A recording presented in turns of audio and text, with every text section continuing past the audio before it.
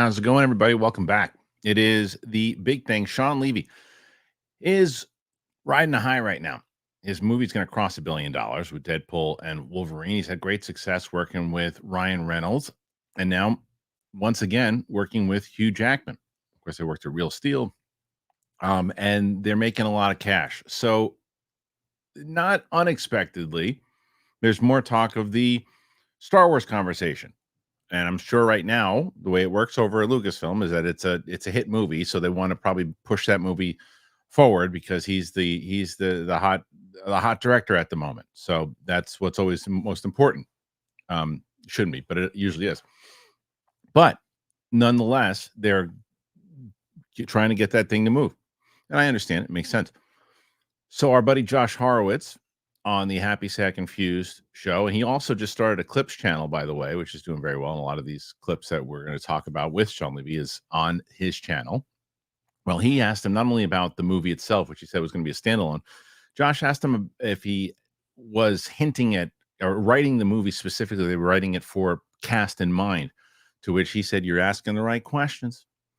To me, that seems like we're going to see some familiar people. Now, whether that's Ryan Reynolds or Hugh Jackman in this movie, who knows? And then the follow-up question to that will be, should either one of them be near Star Wars, which we'll discuss. There's other things. Game of Thrones, House of the Dragon decided no more after season 4. That's it. They're wrapping it up because they're going to have the spin-off series that they're doing. So we'll discuss that. There's also going back and jumping back to Deadpool and Wolverine. For those of you who haven't seen it, I would pause this right now. It's everywhere at this point. So it's a story. I've warned you. Here you go. Come back. Don't come back. Okay.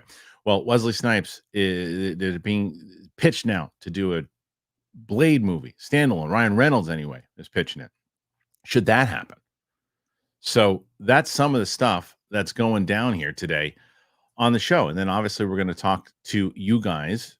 If you have, it's kind of like an impromptu show today because Mike wasn't able to be here and Steph was supposed to be, but she's going to be back next week. So people are asking, where's Mike and Steph? They'll be back next week for sure. So if you're going to jump on, ask you guys some questions. So anything, this is kind of like a one-on-one Q&A session with me after we get done with the stories. So if you want to start throwing in the super chats now, I will get to them like I do on the Monday shows of Roca at the end of each topic. We're on Apple Podcasts. We're on Spotify. If you haven't subscribed to the Clips channel, please do that. Just had a great interview with Murr from Impractical Jokers. A lot of those clips will live on that channel, so you can go and check that out. I got an interview with David Castaneda from Umbrella Academy. That interview itself will drop on the Capes and Cows episode on Friday, and then clip outs will appear on the Clips channel. So there's a lot of great stuff happening right now. I think that's the majority of what we'll discuss today, unless there's anything else you guys want to bring up there in the topics a little later on. But let's do it. It's the big thing. It's me and you guys here today. All right, here we go. And scene.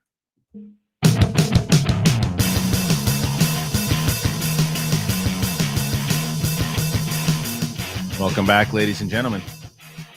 Here's the big thing. What the hell is today? Today is the 7th of August. I'm excited. I'm going to see the Christopher Reeve documentary that Warner Brothers is doing. I'm going to see that. I'll do it out of the theater reaction for that one. I mean, that was obviously my Superman kind of growing up, and I think he's just kind of embodied everything that was Superman to me.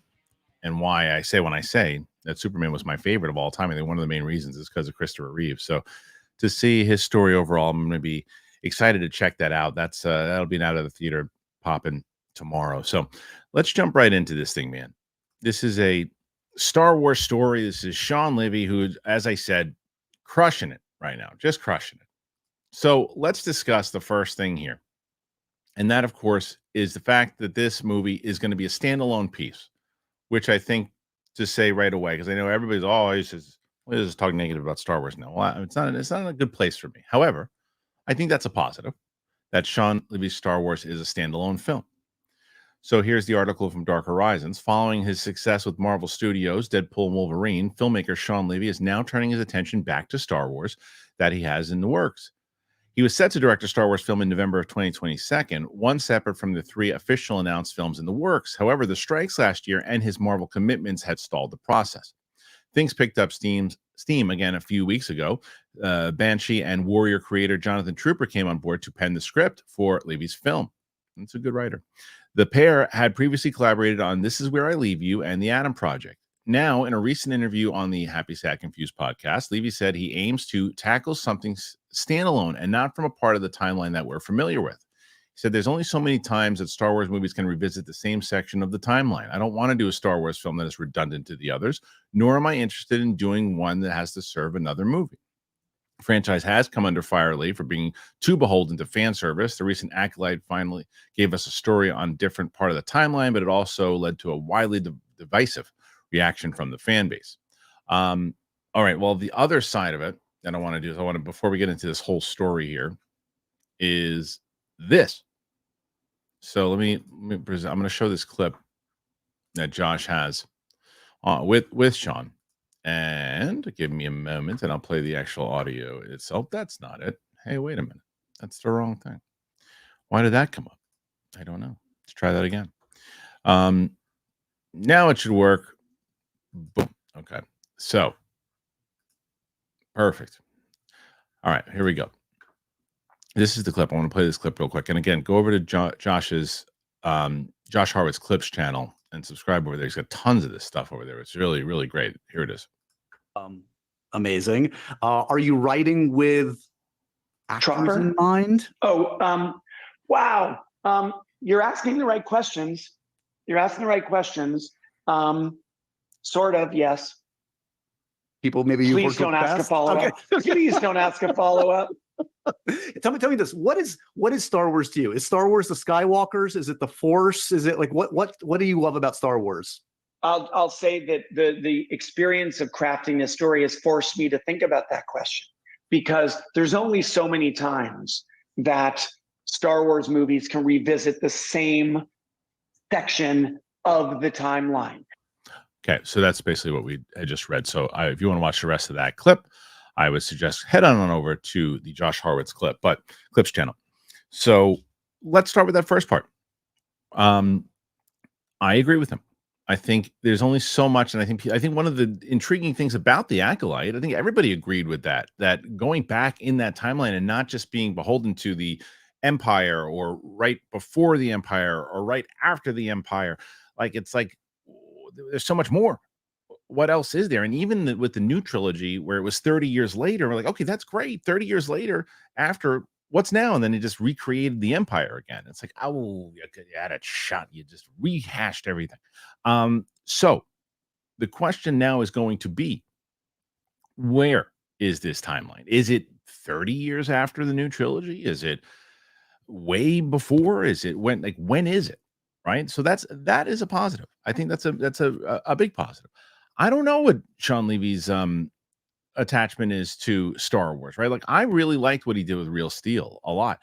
Out of the two, when Josh asked him that question about, are you writing this for actors in mind? And he said, yes, right? The first thought is, well, man, is Ryan Reynolds going to be in Star Wars?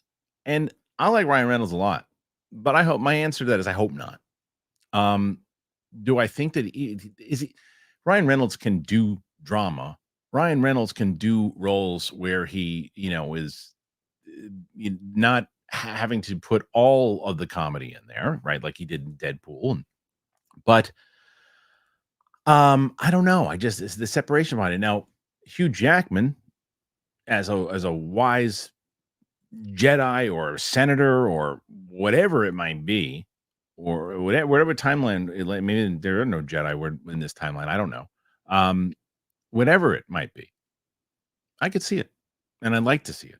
I think Hugh Jackman doing that would be great. So I'd be all for Hugh Jackman, more so than Ryan Reynolds. Now, those aren't the only two people that Shawn Levy works with, but they're the two that he's associated the most with, Ryan Reynolds being the first.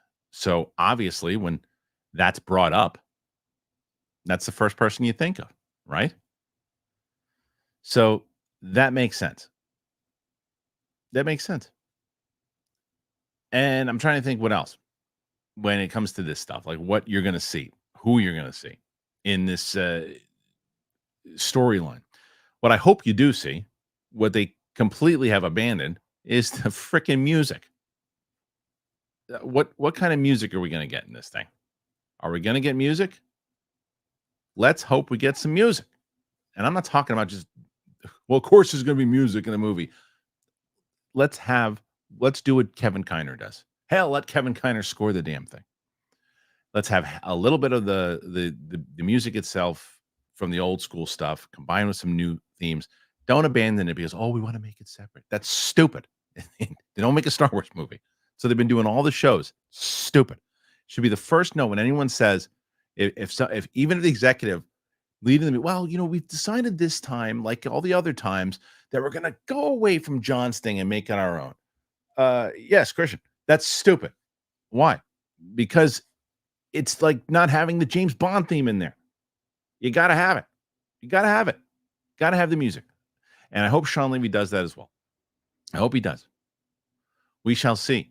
I don't know if that is the case or not, but nonetheless, it's very interesting to see that it looks like they're going to push this. Now, I guess that's the next question, right? Is where does it go as far as release? Because we still, and this is, I'd love to hear what the audience is saying here. We have potentially The Mandalorian and Grogu coming out on May of 2026. Okay. Then rumored is the Rey movie in December of 2026. Then, if those two movies are successful, then one would assume that May would get another Star Wars release, potentially this movie, and then December would be the Filoni movie of December 2027, with Mangold's movie going into May of 2028, right? Or do they do, well, let's see.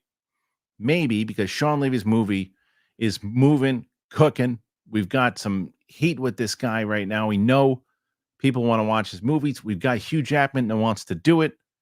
And it's exciting. It's going to be an expensive movie, but not too expensive. And it's got a lot of goodwill with the people to do Shawn Levy and Hugh Jackman. I'm just making up the Hugh Jackman part of it, but nonetheless, and they say, okay, look, let's do this instead. Let's do Favreau's movie in May of 2026, Shawn Levy's movie in December of 2026, then put the Rey movie in May of 2027, and then Filoni's movie in December. That's what I'm curious about. So I'm curious what you guys think. Put your comments in there. Thus far, if you want to throw any questions in there, I'll be taking your questions Q&A at the end of the episode. If not, we'll make it a short episode today. It totally works. Understood. And we have other things to talk about here today on the show. And before I do, I want to tell you guys, as I tell you always, about our good friends over at both Magic Spoon, who I love, and Liquid IV. Check it out. I have been getting really nice comments from people lately and noticing that I've been losing weight and that I've been in shape and doing all these things. And one of the reasons why is because I've been eating better, been paying attention. And one of those things I've been doing is Magic Spoon. And every time I talk about Magic Spoon, I get people right afterwards saying, I just tried it. And then that same person will follow up and go, and I love it. People love Magic Spoon because I loved eating cereal as a kid. But as an adult, you can't do it because of all the sugar, and most of the cereals don't give me the protein that I need. And I found Magic Spoon, which is really great. And it tastes very similar to my childhood favorites, but it doesn't have all the sugar and it's got a ton of protein. And that's my snack at night. Every serving of Magic Spoon cereal, it's got 13 grams of protein, 0 grams of sugar, and 4 grams of net carbs, so you can feel good about what you're eating. So the most popular flavors are fruity and cocoa, and there's so many more. I mix the cocoa and the peanut butter personally, but they also have treats. Magic Spoon has brand new treats. They're crispy, they're crunchy, and they're an easy way to get 11 grams of protein on the go. For the first time ever, Magic Spoon treats are available in grocery stores with delicious flavors like marshmallow and chocolatey peanut butter. It's delicious. My friend Dan says, it's really delicious, Kristian. I got to try this magic spoon.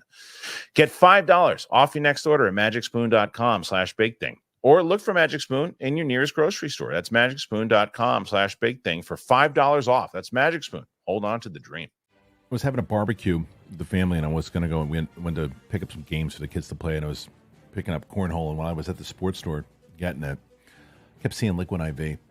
And more, I'm so excited that people are learning about Liquid IV because I've known about them now for a bit since they've been on the show. It's the summer.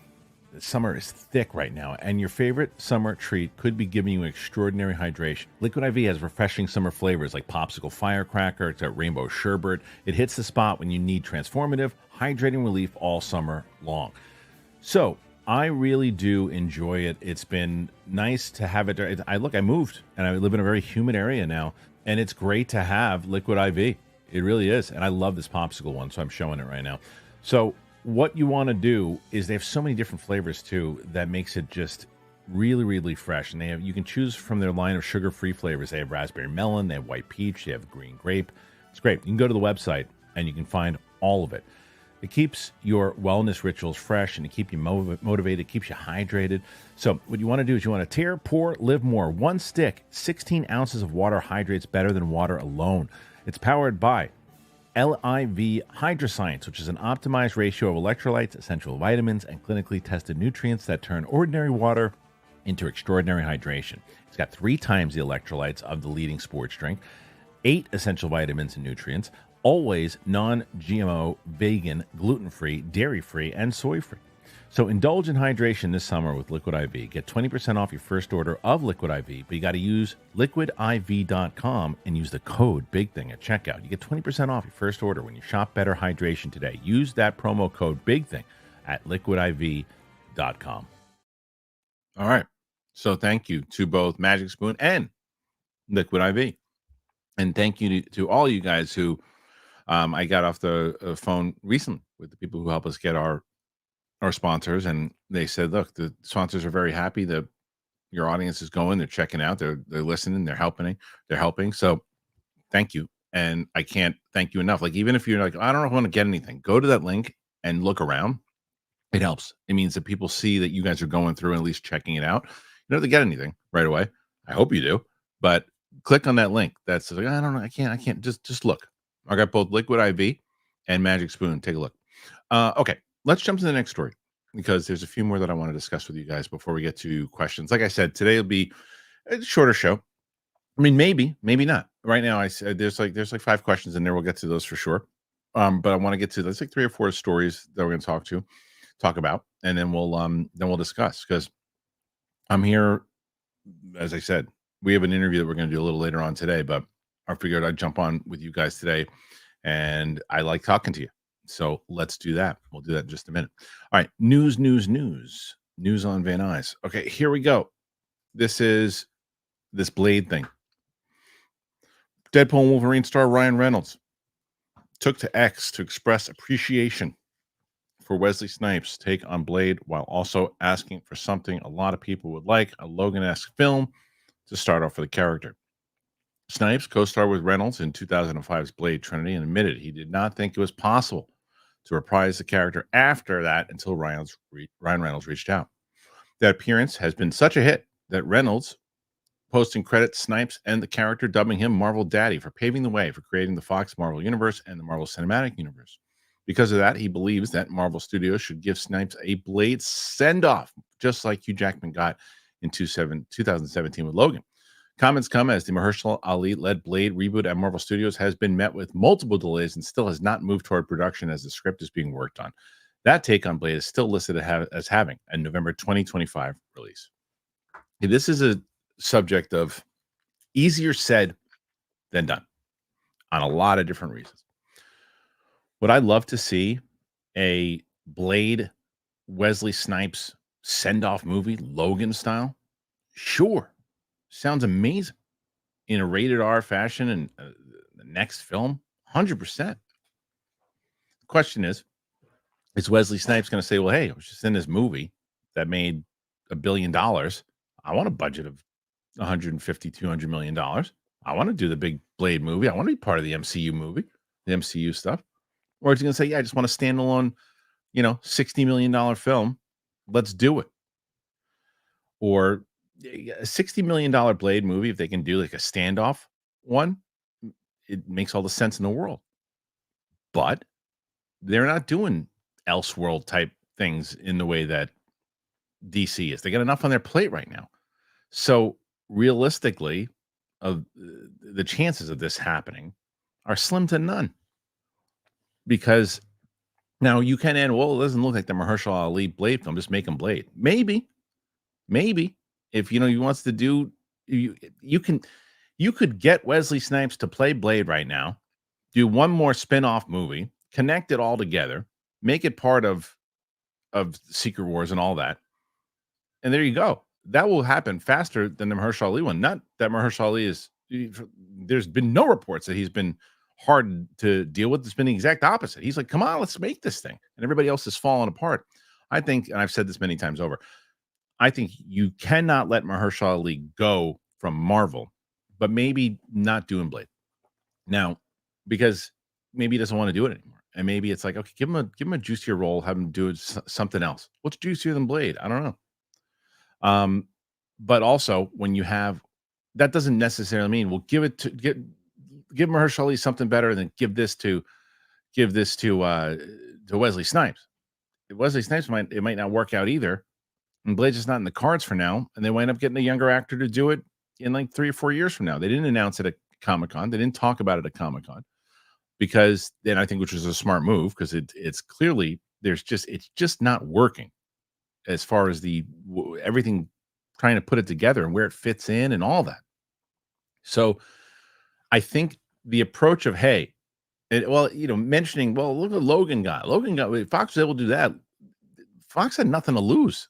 Fox didn't have a timeline and all these different things that they are putting together. Or I wouldn't necessarily even say that Marvel has anything to lose by doing it, but minus like time and directors, and then where do you put it out and how it presents itself. So I don't know. I mean,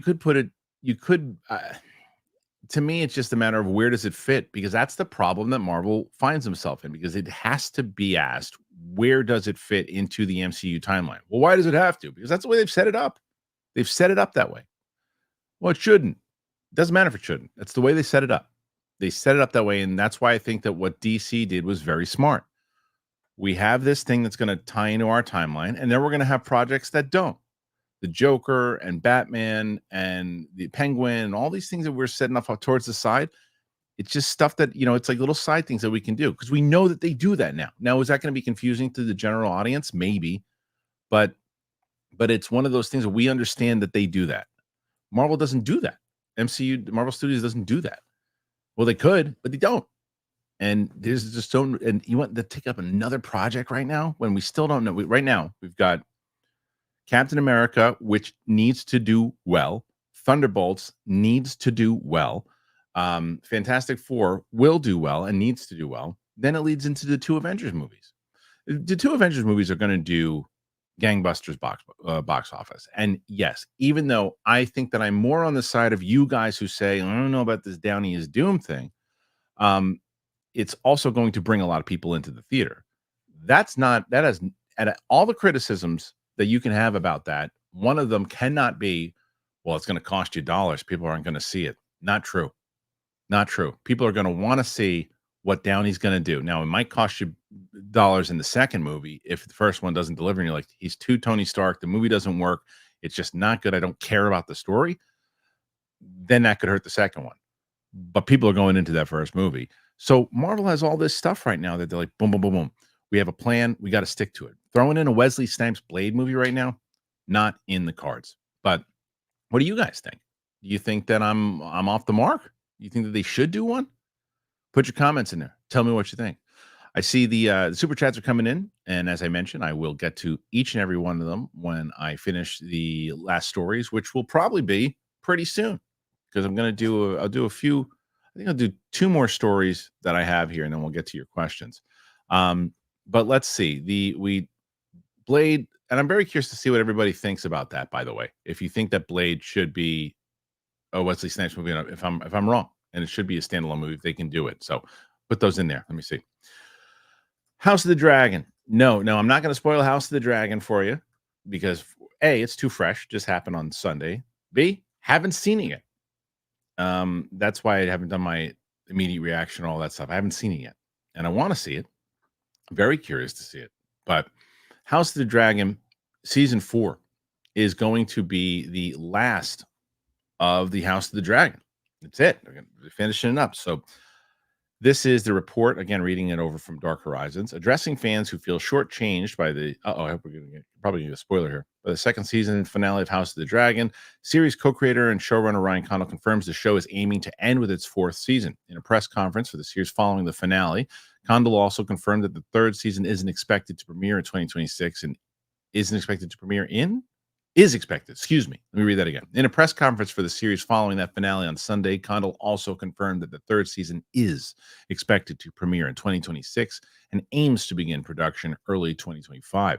That season will consist of 8 episodes like this one. He says, I haven't had discussions with HBO about it. I would just anticipate the cadence of the show from dramatic storytelling perspective will continue to be the same from season 2 on. Responding to complaints about the decision. Oh, I don't want to read that. So there's more stuff that he talks about, but yeah, apparently it's going to be a spoiler, and I don't want to spoil it, as I said. But let's discuss the fact that this thing's coming out in 2026. I mean, that makes sense. It's two years, and it's a lengthy show to do. And an ending on 4. Now, as I mentioned, I haven't seen the season finale, so I can't really criticize it and say that nothing happened or all that because I haven't seen it. So I can't disagree with you or tell you you're crazy or tell you, I don't know, I like the build up because it wouldn't, I don't know. But I'm seeing a lot of that. But leading to season 3 will really have to deliver. I'm sure they're going to see the criticisms on it. I don't like the 8-episode thing now that they jumped down. For some reason, HBO now is making them do 8 episodes instead of 10. Yeah, stupid. Oh, and I don't think that's an HBO move. I think that's a Zoloff move. But nonetheless, 8 episodes. There you go. And they'll do 8 more episodes. The question is then with 2026, and they know they're doing a 4th. So was it 2028? Is probably when the series will end. And then they have the prequel series that'll also be, I would assume that this prequel series, I think that's what people are going to, oh man, I got to wait. But I think you're getting another prequel series in 2025. So you're going to have Game of Thrones in 2025 and 2026. And then they're probably going to bounce back and forth, I would assume. I would assume that if the prequel series that they're, or not, it's not a prequel series. I guess takes place 100 years after House of the Dragon, which I wonder if that's going to get confusing. I wonder if they should have waited to, well, no, I guess you can't wait to wrap because when are you going to do? You're going to air that show in 2028? So that's interesting. So it looks like you're going to have Game of Thrones every year for if this other series is successful. If they have, because if you've got 2025 when the new series debuts and then they stick to the 2 years, you're going to have one every year. You'll have this one, then it'll bounce back and forth. And the questions are they going to, that we're all going to compare them. Which one's better? Who's working? Who's not working? Do we need this? Does it seem like it's the same? This is great. We have them both at the same time. Oh my God. Are they going to combine it all with some of the lore? Does it connect it all? It'll all come out. That's the part of it. So what do you guys think? Put your thoughts in there. Tell me. I want to hear. I'm trying to think if there's anything else news-wise we should talk about before we move on to, hey, who's that? Stop that. Let me write that. Okay, perfect. Now, I almost wrote pig. Someone asked me if I had a dog. And I said no. I said yes. I said a pug. I almost wrote pig, which I guess is the same thing. He's a little pig. Little fat ass. I love him. He's a little fat ass. I love that little fat ass dog. Anyway, what else? Any other stories that we're talking about here that we should discuss? Anything big coming out? Oh, there's a first look at the photos of Saturday night. Should we show you that one? We talked about that the other day. I'll show you that, and then you guys can see how we'll take this off right here and put that bad boy in there. Is that it? Is that the Saturday night photo? There it is. Okay, let's see. Right here. Oh, wow. Belushi's pretty good. That Belushi's real good. Let's do this. Do that. And then let's see. So we got everybody here. Hold on. Okay. So that's Chevy Chase, obviously. That's good. Good Chevy Chase. Gilda Radner in the back.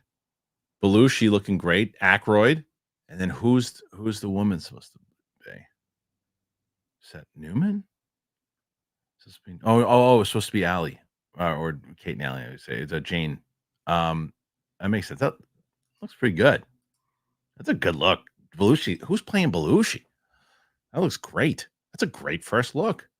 Chevy Chase. Yeah, the first official photos are out from Jason Reitman's Saturday Night Live launch night project, Saturday Night, which will hit cinemas on October 11th. Reitman directs from a script co-written with Gil Kennan and based on a true story. The real-time film follows the behind the scenes in 90 minutes leading up to the first broadcast of Saturday Night Live. Vanity Fair published the photos, and Reitman says it's not about the key cast, but rather the whole production. This is not only about the first 7 actors, but the writers, the art department, and everybody who came together in the last second to change television. What was so unusual about this show was not only that it was live, but the format was unlike anything everyone had ever seen before.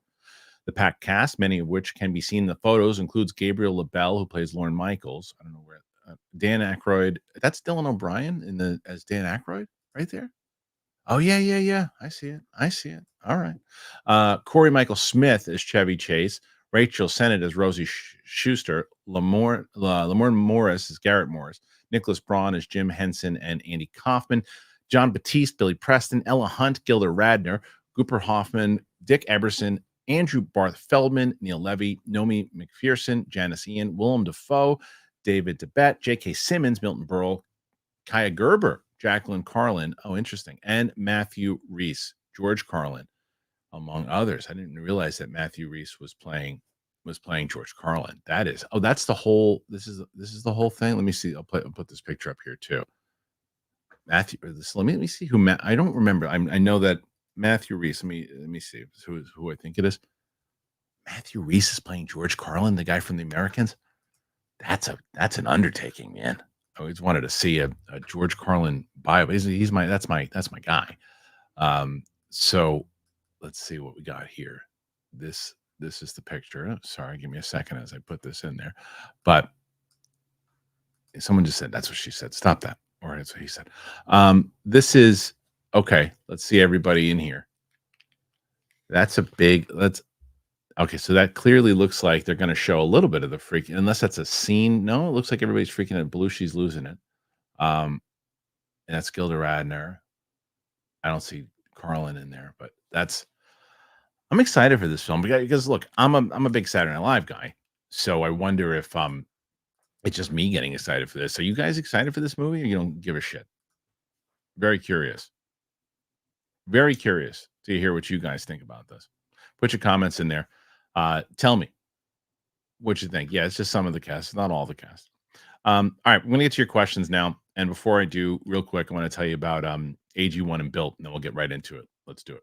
What stinks? When you're stuck in a loop of rent payments, you're just watching your money vanish into thin air. It's the worst. It's time to turn the rent game around and start earning some serious rewards. How do you do that? That is where Built Rewards comes in. Built is breaking ground as the first rewards program that hooks you up with points on your rent. Doesn't matter, even if you're rocking the old school rent check vibes, Built Rewards, it's got your back. They're going to mail the check for you. It's like basically having a personal rent paying assistant. It's the best. Every month, you pay your rent and you watch the points roll in. Use points to jet off on a dream vacation. Put your points towards a flight or a hotel stay with 500 plus airlines and 700,000 plus hotels and properties. Pay rent hassle-free through the Built Rewards app. Your rent game just got a major upgrade. Earn points by paying rent right now when you go to joinbuilt.com/bigthing. That is joinbilt.com/bigthing. So use our URL so they know that we sent you. That's joinbuilt.com/bigthing. Start earning points with your rent payments today. And I got to tell you about AG1. You guys know AG1. I mean, if you've been listening to this show long enough, you know that I love AG1. And people keep asking me. They notice. John even said when I started, new look, 20 pounds I lost. One of those reasons, AG1 became part of my routine. Because for a long time, I wasn't paying attention to what was going on. in my body. It just wasn't. For me, I read labels, I verify that everything is up to the quality I need, and that is why I've stayed with AG1 for as long as I have.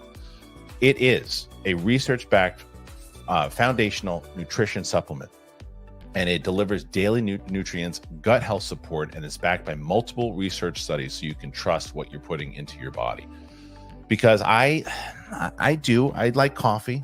I used to drink so much coffee to keep up, but I don't need it anymore, not as much, because after drinking AG1, I have realized that I have all this energy and I need less coffee to power my day. It turns out I'm not alone, because in a research study, 91% of people noticed they needed less coffee after 60 days of drinking AG1. 97% of people in a research study felt more energy after 30 days of drinking AG1. That's crazy.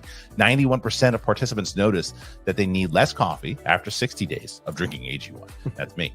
Energy is a majorly important reason why it comes to I need so much energy for parenting. I can tell you that right now. AG1 contains ingredients, sustain energy, so you can be the best version of yourself within each day. And it really has worked for me, and it's helped me on the plane, everything. It's easy, it's satisfying to start your journey with AG1. If you go to AG1, and you can get a free 1-year supply of vitamin D3K2 and 5 free AG1 travel packs with your first purchase. You got to go to drinkag1.com/bigthing. drinkag1.com/bigthing. It's the one product I trust to support my whole body health. It's AG1. All right. Thank you to both Built and AG1. And as I said earlier, if you guys can and you want to help out the show, go and click one of those links, man. Browse around. I mean, ideally, you get yourself something, you help out the show. But if not, just clicking that link helps. It's in the description. Okay. So what we're going to do is we're going to take all the questions. It's only about 10 today. Hey, it is what it is. And we'll get some good questions here. So let's do it. Let's ask some questions.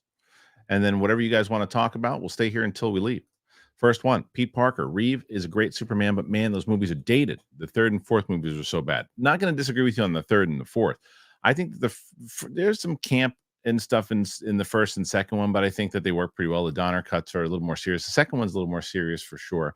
But I think I understand a little bit of the argument with that. It's going to be a little dated, but I don't think it's ultimately dated till you can't enjoy them. I love those movies. 1 and 2 is still some of my favorite comic book movies of all time. 3 and 4, 3 is enjoyable, but it is absolutely a mess for sure. 4 stings. Dennis Hoffman. I love Levy. Enjoyed Deadpool and Wolverine, but more Free Guy versus Marvel stuff.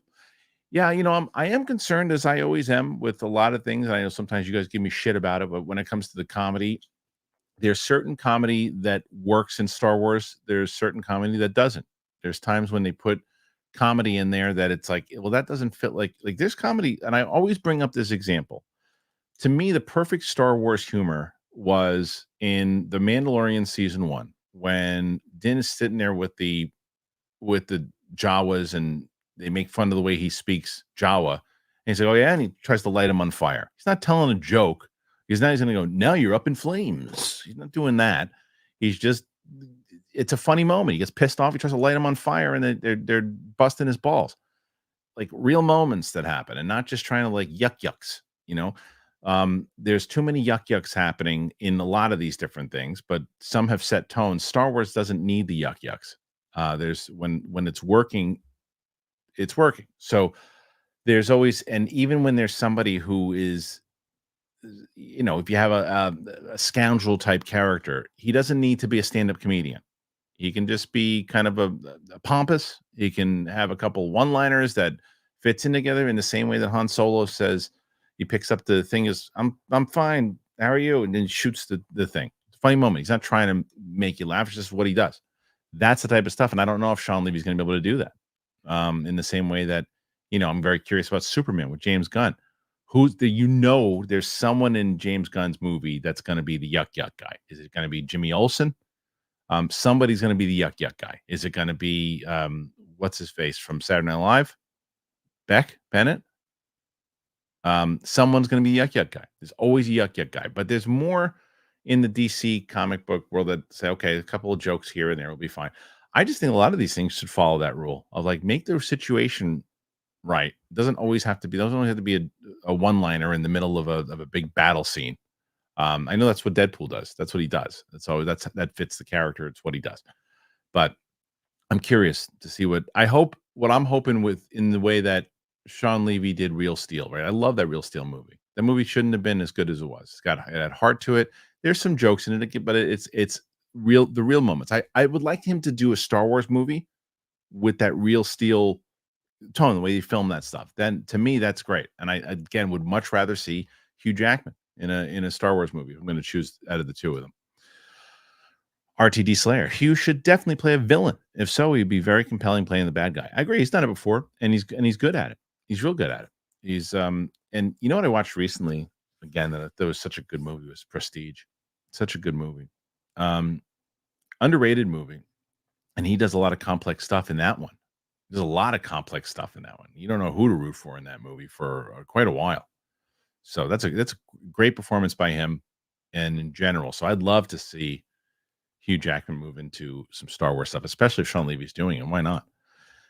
Pete Parker, will you be discussing the new Batman animated show this week with Coy and Winston? I feel like no one is talking about it. I feel like the guys have watched it. I know that Roca has seen it, and he talked about it. I think he watched 7 episodes. We talked about it on Monday, but you're talking about a little bit more in depth. Maybe I'll ask them.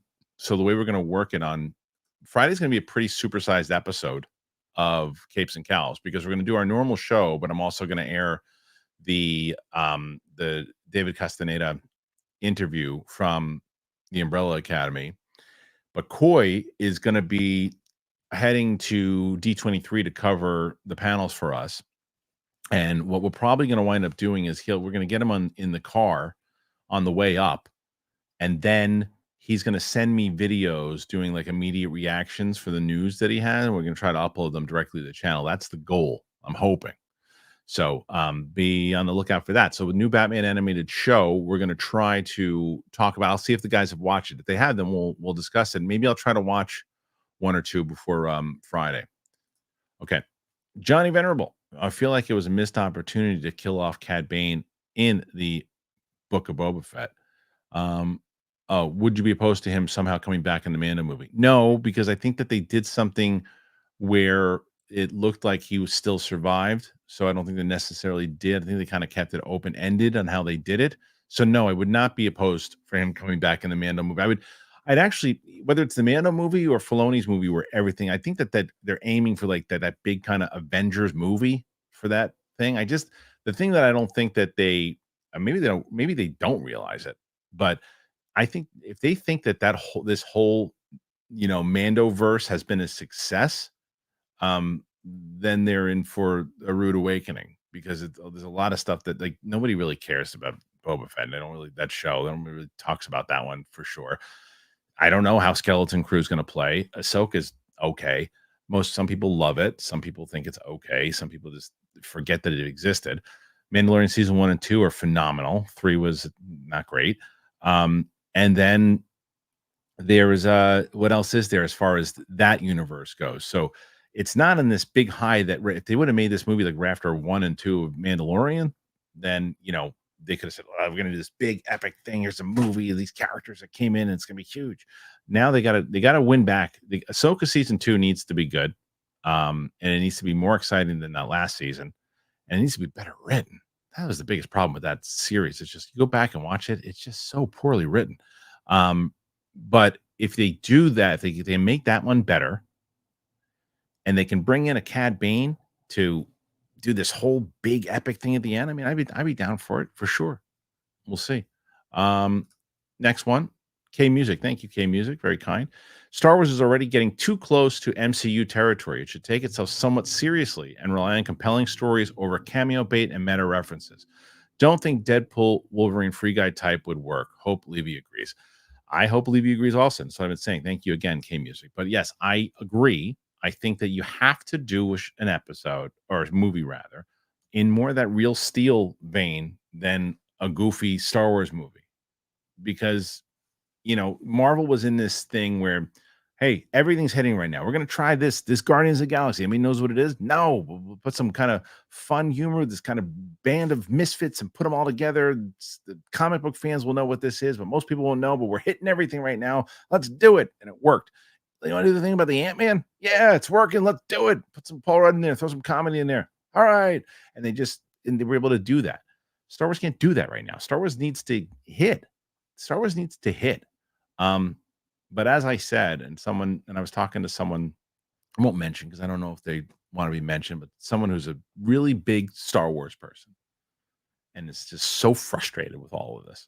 Just frustrated. Isn't as vocal right now, and understandably, but just so frustrated with the way that the whole thing is working and disappointed and all of that. And it's like, as I mentioned, if you're a sports fan, that it's like when your team has a bad manager and it's just they're not using the lineup the right way. That was my favorite comment I got recently, by the way. No one likes when you do the sports references. Don't do them. And I said, let me rewrite that comment for you. I don't necessarily relate to when you do sports references. It usually goes over my head. So I don't get it when you do it. I say, okay, that's cool. Thank you so much for putting it in there. But I like to do it because it's some things that I relate to and some of the audience does relate to it. No one likes it. You talk to everyone. You talk to every single person that's in here. It's like, stop that. You just stop it. It's like, stop it. Now, here's the next one. RTD Slayer again. Also another thing. This is a hot take. I think any Star Wars movie outside of the episodic ones will have to set itself apart from the start if they want to make money. I don't know how hot of a take that is. I think that's common sense, right? Yeah. Any Star Wars movie, you got to set itself apart. And I think when you do a movie, that TV show like Acolyte, you have a chance to, if you put Carrie Ann Moss in it, you advertise it like she's going to be in it. She's in it for 2 seconds, but they didn't try to rely on star power or anything. They just tried to rely on to say it's a Star Wars show. It's set in a different time period. Take a look. Okay, fine. Regardless of what you thought about the show, they're not trying to get you to, if you have Disney Plus, you want you to watch it, but they're not getting you to spend money to get into the theater. When you're doing that and you're doing it outside of the Star Wars era, then you're probably going to have to put a movie star in it. You're probably going to definitely have to put somebody that people recognize. So as Shawn Levy's movie, which is who knows what, same thing with the Mangold movie. James Mangold's film. Now, this would be interesting, by the way. This would be interesting if Mangold and Shawn Levy have discussions and say, hey, let's write our movies in the same time period. We'll both use Hugh. And that way he's in this one. It ties into ours. And we're starting a new time period. So I know. So he collaborates with James and says, all right, James, listen, you're doing this when the start of this, all this stuff happens. Great. Can I do mine 100 years afterwards, or rather 20 years afterwards, or 10 years afterwards? How does it end with Hugh's character? How does this happen? Oh, it does? Okay, great. I'll take those notes. Now, will that happen? Probably not, but you could see that they could collaborate because of the relationship they both have with Hugh Jackman. I'm writing this as if Hugh Jackman is in Star Wars, and in no world did he say that. He could very well be talking about Hugh Jackman. He could very well be talking about Daphne Keane. He'd be talking about anybody.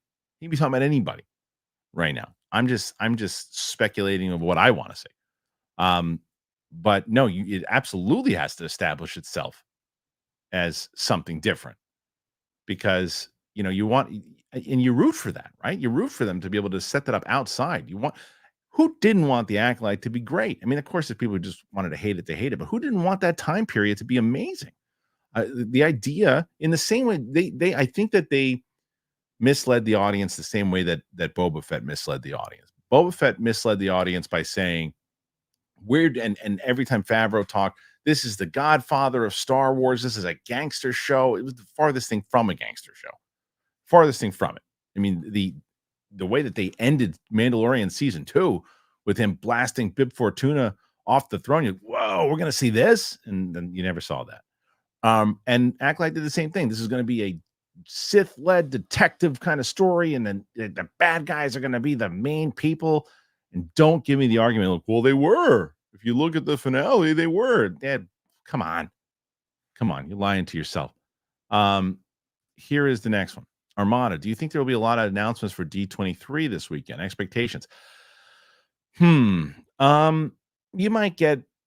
I to be honest, I think with Star Wars, I think you don't make any big announcements. I mean, unless you're going to say, I can't remember who said this, but unless you're going to announce Shawn Levy's movie of when it's coming out now, he's talking about a little bit more, and you've had the meetings, and now, this is like I said in the beginning of the intro, it is Kathleen Kennedy's MO. Well, it made $1 billion. Let's get his movie out immediately.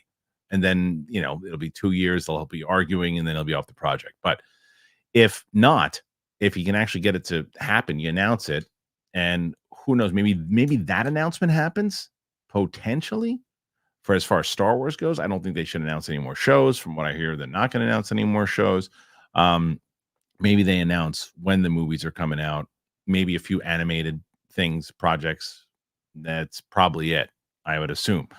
Marvel is not going to do any film stuff. They did all that film stuff at Comic-Con. They're probably should. I think it's going to be pretty heavy on the TV stuff. You probably get the most juice out of Daredevil, and you probably maybe see a little what they've shot of Daredevil thus far. I think that'll be kind of the big buzz. Maybe get a little teaser that will get released for Daredevil. Agatha will have a heavy presence because it's coming out soon. And then Marvel will probably announce what their plans are with their shows. What's the other one that they have? Wonder Farts, I don't know whatever the guy's name is. It's another one that they have. I don't know what the fuck the guy is, but he's got something coming out. There'll be other things. So I think it'll be heavy on TV. Julius Wyatt, will you post old Schmoes reviews? Hot Pursuit is my favorite. I have posted a bunch. They're on the Schmodown channel.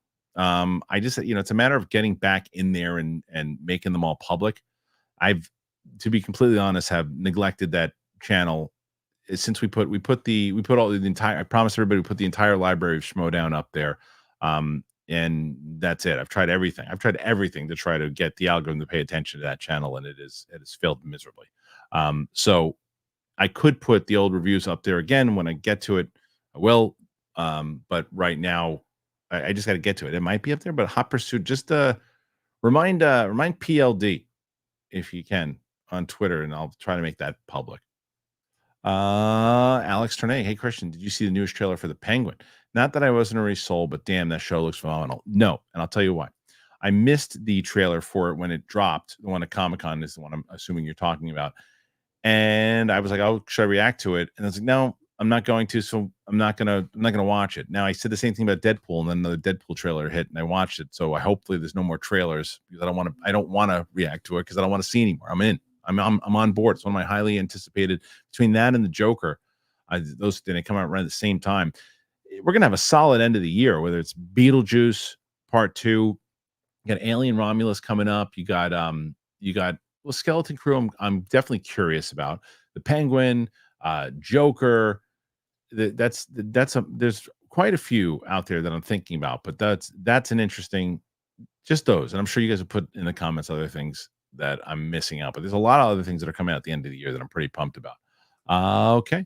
RTD Slayer, my last chat about being different in order to be good, in the sense of having an overarching story and connecting the overall universe. Yeah, and that's kind of why I brought up the Mangold thing, right? Like if they could collaborate together and start to build a new sect of time that we want to be in, because I feel like oh, this is what everybody knows, so we got to put it in this time period. The Empire, this, that, and it's like it's getting old. And you know what's not fair about that? It's not getting old because we've seen this a million times. Stuff hasn't been good. This hasn't been good. If you could have said that, look at House of the Dragon is doing. Now, granted, different parts of time. They went 200 years back. Now they're going to go 100 years back. Then you get into House of the Dragon, and then you hope they do years after the last season of House of the Dragon. They're doing things in the right time period and putting it all together. And I hope that Star Wars does that. I don't know. We'll see. John Brovina, any plans of coming down to Texas in the near future? I'm not going to tell you no. I did that show with Dan Merle in New York, which was a lot of fun. And we've talked about doing other places. Texas isn't too far, I don't think, from him. Closer, I think. So that'd be something I'd be up to. I'd love doing a show with Dan. I'd like to do it again. I think we're going to do another New York one for sure. So yeah, I don't know the answer to it yet. I don't know the answer yet.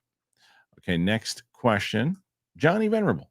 Skeleton Crew looks rough based on the photos. Why kids?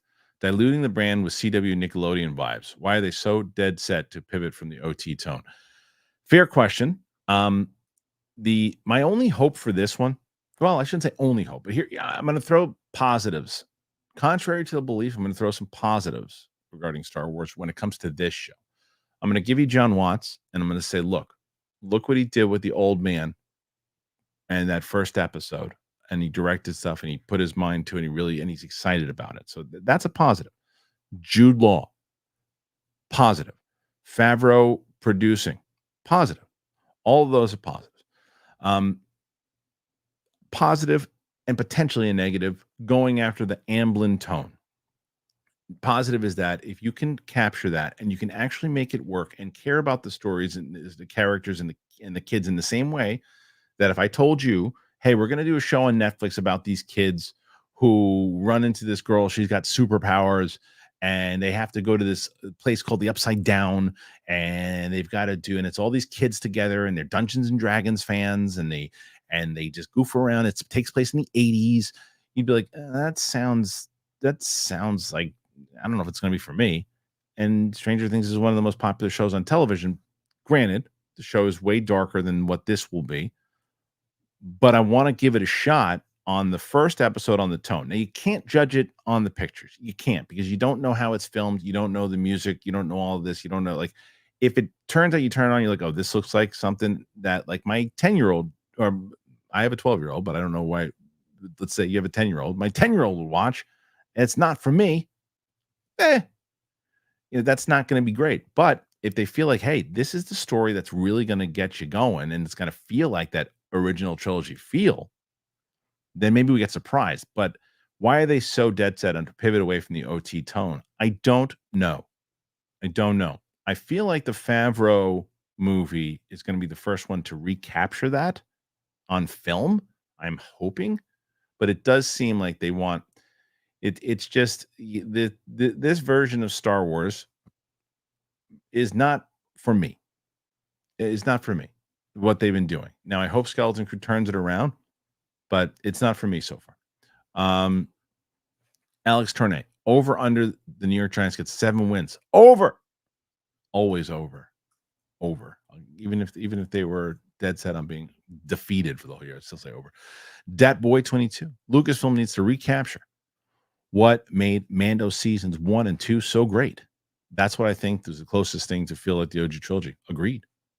Now, I wonder, this is not factual. This is just what I heard, and I wonder how true it is. I don't know. It could very well be false.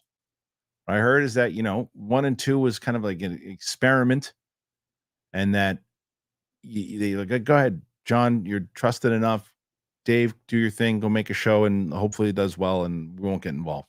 And then it became a big hit after 2 seasons, and then too many cooks got involved in the kitchen. And also the other thing is, plus now you do this and you do this, and I don't give a crap what anybody says. Filoni was nowhere to be found for Mandalorian season 3, because I don't even think that Favreau even basically directed anything. Maybe he did, I don't know, but it seemed like they weren't as involved in 1 and 2. I think Favreau was, but Filoni doesn't seem like he's that involved. And I don't need to, like, when Filoni is doing the actual story and helping with story, that's when he's at his best. He understands it. It's just when he's getting into the writing of certain scripts and being too locked into what George would have done and the overall tone of George, you have to follow the essence of George Lucas Star Wars. Of course you do. But the way he filmed stuff and the way he did things and the way he worked with actors and the way he shot scripts, and you don't have to follow that.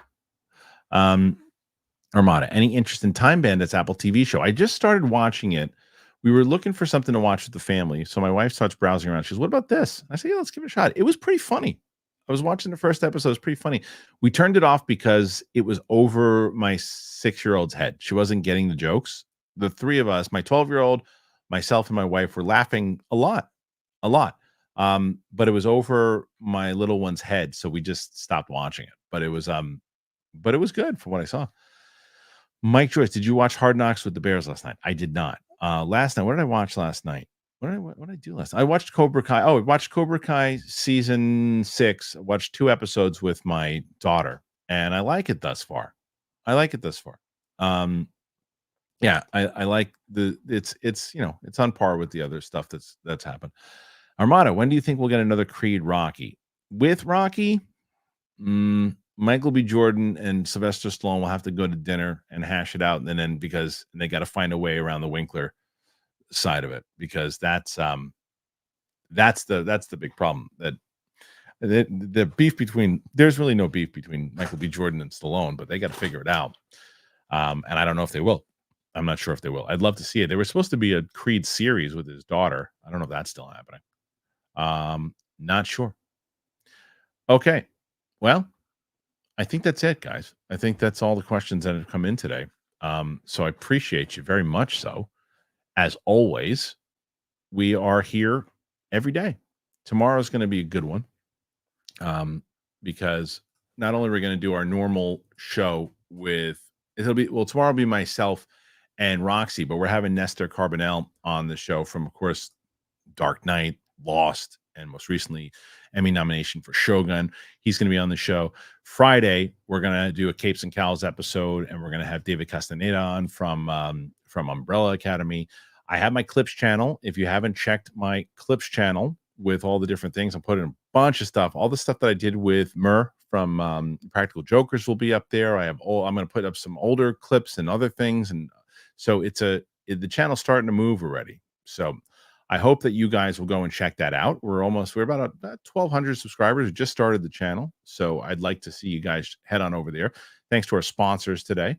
If you can, go to those sponsors. Just like I said, just click on the links. They're in the description. Can you do me that favor? Is go and click on, pick a link, pick any link, and go click on it. Ideally, you want to get something for yourself? Great. If not, click on that link for me. Can you do me that favor? That's what I ask. Thank you, everybody. Appreciate you. And we shall see you tomorrow. All right. Let's get the hell out of here. Bye.